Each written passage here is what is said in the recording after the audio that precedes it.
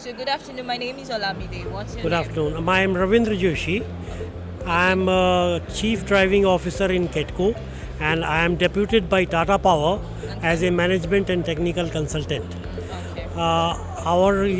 The scope of services to be provided is that we want to improve the disco and bring it into a collection efficiency finally to a level of 100%, the ATCNC loss level to less than 10%, then of course at 6% level, and we want to make the power available to all in the KETCO's area of operation. Oh, okay. So now that you're bringing it to Nigeria, how do you think we Nigerians can benefit from it? Definitely, Nigerians will be benefiting, the quality of life of everybody will be going up, and the children can study more hours when there is power, and the women can feel more safe when there is power, and more youth will have employment because they can study more. Thank you very Yeah, much. thank you. Hi. Good afternoon. My name is Olamide. Hi, I'm Can I Craig hear Vincent. you? I'm Craig Vincent from Oracle. Okay. So talking about Future Energy Conference, what do you think Future Energy after for Nigerians? I think the Future Energy Conference this week has been an exceptional event. To see the level of engagement by a number of stakeholders across the sector in terms of the way that renewable energy sources are being enhanced and are being utilised and are actually being they're executing some of the great other projects across Nigeria.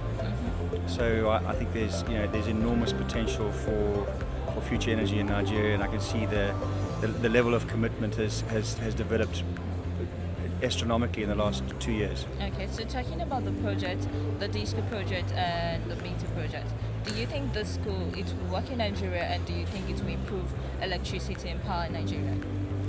So I think the smart metering program is one of those things. It's a debate that's a very hot debate right now with a number of stakeholders across Nigeria, between the MAPs and the distribution companies and the regulator.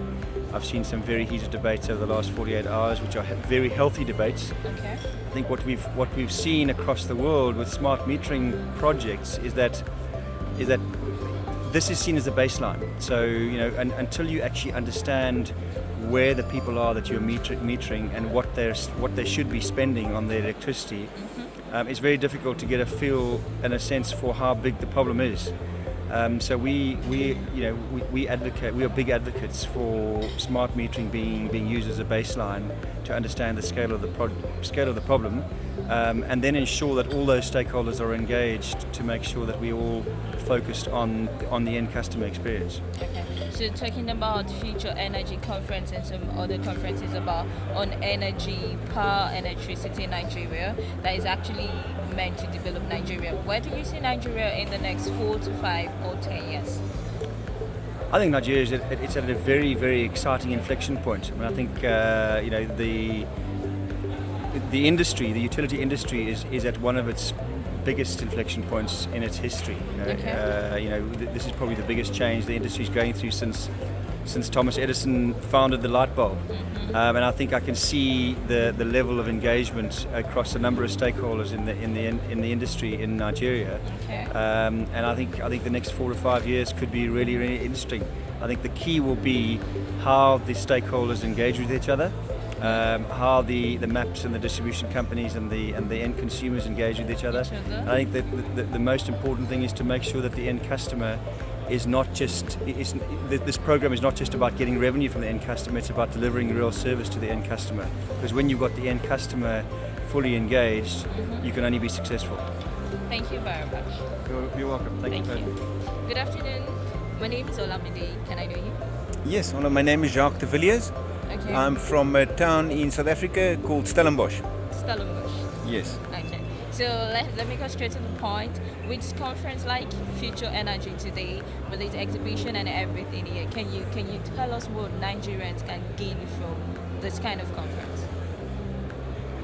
I think Nigeria is such an enormous economy, but not always being exposed to international trends and international markets. So someone like ourselves coming to exhibit here, sharing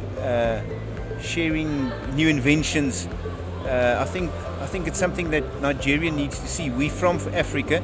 We develop products for Africa. And it's something that we'd love to share with Nigerians. So I think it's important for them to come here to see the innovation, to see the product specifically developed for Nigeria.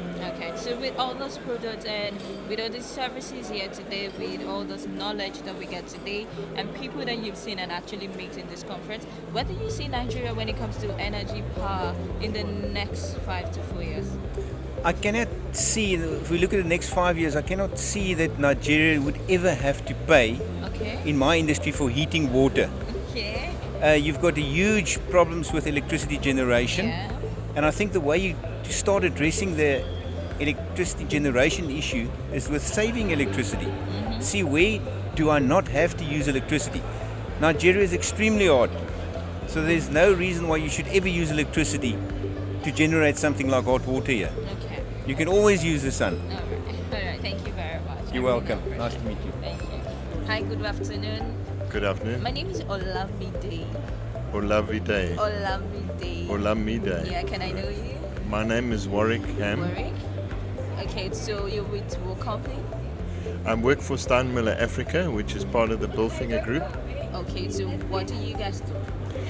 We do the design and the manufacture and the supply of big coal-fired power station boilers, Okay. as well as smaller boilers for industrial use, oil and gas fired. Okay, so what's the relationship between your company and Future Energy?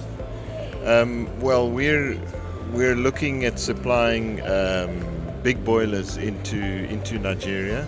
We have a big manufacturing facility in South Africa, and we've been in South Africa since the early 1970s. So we've got a lot of expertise with the boilers, and we can see an opportunity in Nigeria. Because of the high oil prices, it would be better to generate power using coal for the Nigerians. So what do you think you can offer Nigerians? Well, our expertise in the manufacture of the boilers and then erection and operation and maintenance of the boilers, that's what we can offer within Nigeria. Okay, so with that, where do you think we can take Nigeria in the next 5-10 years?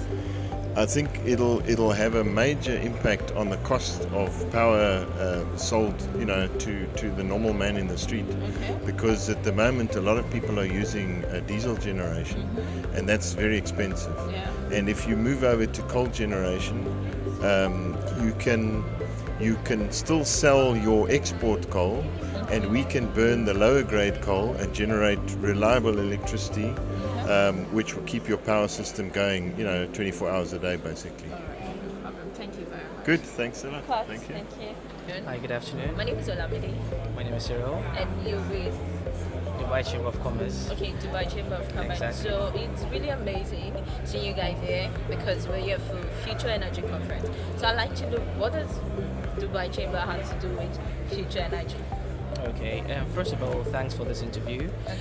Dubai Chamber of Commerce basically represents and protects the interests of Dubai businesses. We currently have a membership base of over 220,000 members. These members cut across various industries of the economy. So energy, pharmaceuticals, manufacturing, the list is endless. Dubai Chamber of Commerce is here today because we see Nigeria to have a huge potential as far as energy is concerned. Nigeria has its problems with energy, and what we believe in doing is to bridge that gap between deficit and actual production.